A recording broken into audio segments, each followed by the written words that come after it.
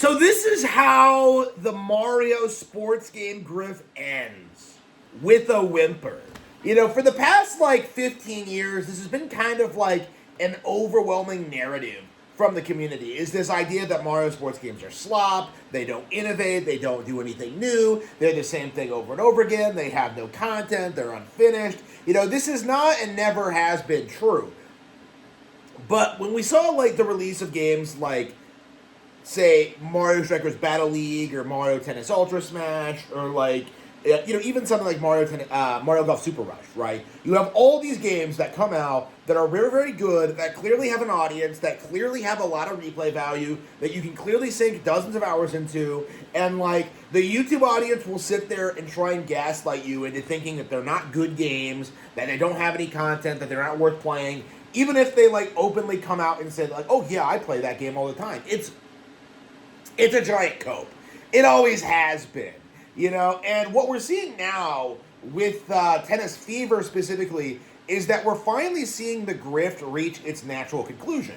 Because, much like with New Super Mario Bros. Before it, the YouTube community has demonized these games so extensively and so much that when the audience picks up the new Mario Tennis game, plays it, realizes that it does have a lot of content, and it does have a lot of features, and it does have a ton of content, a ton of replay value, there's nothing that YouTubers can do to downplay it.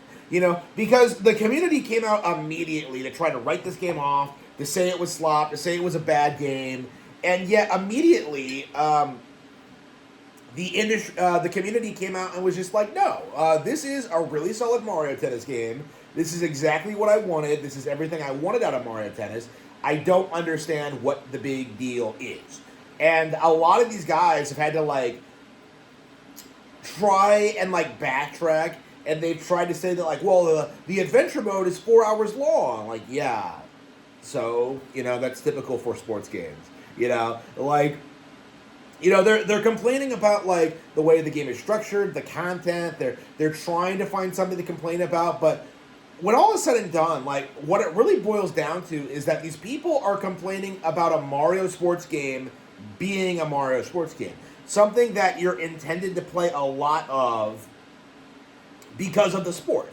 Mario Tennis Fever has unlimited replay value because of how much technical depth it has for online play, right? You have a variety of different online modes, you have the ranking system, that alone will give you dozens of hours worth of playtime. So the narrative that people have right now that oh yeah, it's too overpriced, it's just a gigantic cope. This is a game I'm probably going to put over 100 hours into. It's probably going to be one of my favorite games this year. It's something I've been very, very surprised with how much I've been enjoying. And yet, the community as a whole has been trying to downplay it. And I feel like this is kind of the end result of years and years worth of exaggerating, right? Of making stuff up, of having these nonsensical narratives, right? People have been downplaying Mario sports games so long that people have started kind of becoming immune to it. People have been downplaying these games so long that people are beginning to realize that no matter what the games themselves do, the YouTubers are going to complain. It doesn't matter how much content the game has. It doesn't matter if it has a variety of different modes. It doesn't matter if it has really good online play. The reality is the Nintendo YouTubers are gonna bitch purely because this is a sports game. That's all that's all it means, honestly. When you really look at the criticisms of this game, who they're coming from is that people are criticizing Mario Tennis and Mario Sports as a whole because they're sports games. It's very interesting to kind of see this happen.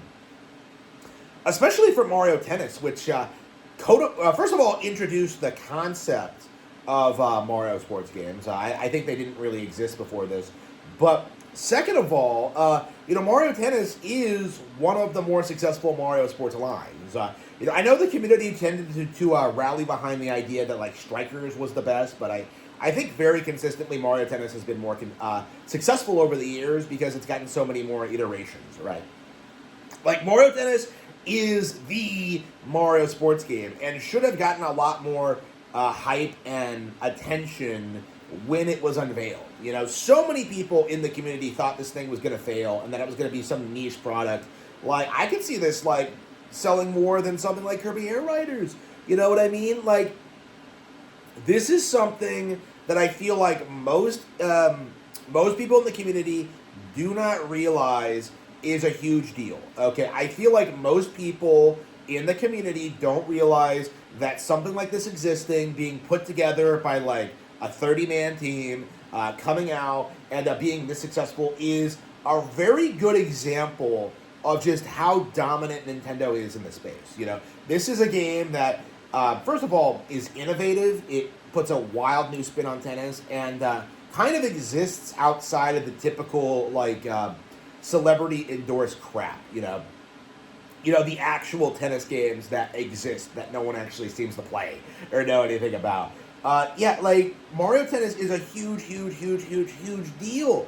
And yet we were told by everyone that this thing was a complete failure. And it's something that we really should call out and address, because it's a very good example of just how the community is desperate to keep up this facade that the Switch 2 has no games, okay? This hasn't been true since day one, but it's like the reoccurring, consistent thing in the community is to keep up this nonsense that Nintendo Switch 2 is failing, or that it's falling off, or that the games aren't good, and that they're not well received, that this was a controversial release. No, like, this was not a particularly controversial Mario sports game release. You know, this was a very well-received one. And yet the community came out and tried their hardest to make it into a controversy. You know, just like they did with Nintendo Switch Sports, just like they did with Mario Strikers Battle League, just like they did with Mario Golf Super Rush. You know, like this has been the reoccurring thing with every Mario Tennis game release. You know, the last Mario Tennis came out in, like, 2018, okay? Years ago. And the narrative when, like, Fever was announced was that, like, it was too soon to get another one. Like, are you serious? Like, or are you delusional? Like, 7 years, and you're gonna tell me that it's too soon for a new Mario Tennis. Like, I was not surprised by this announcement at all. Is just my my opinion on this. Oh yeah, by the way, okay, yeah, one of the other copes that we keep seeing. This is another thing that's really common. They do this thing where they act as if Camelot making this takes away resources for, like, another Golden Sun. You know, a failing RPG franchise that nobody cares about anymore. Like, the fact of the matter is, when you have to complain about other video game franchises to downplay your Mario sports game, like, you're losing, okay? That's just the reality of it. If you're seriously complaining about Golden Sun to try and downplay Mario Tennis, like, that is a very good demonstration of just how desperate you are to keep up the farce that this is a failing IP from a studio that could do way better.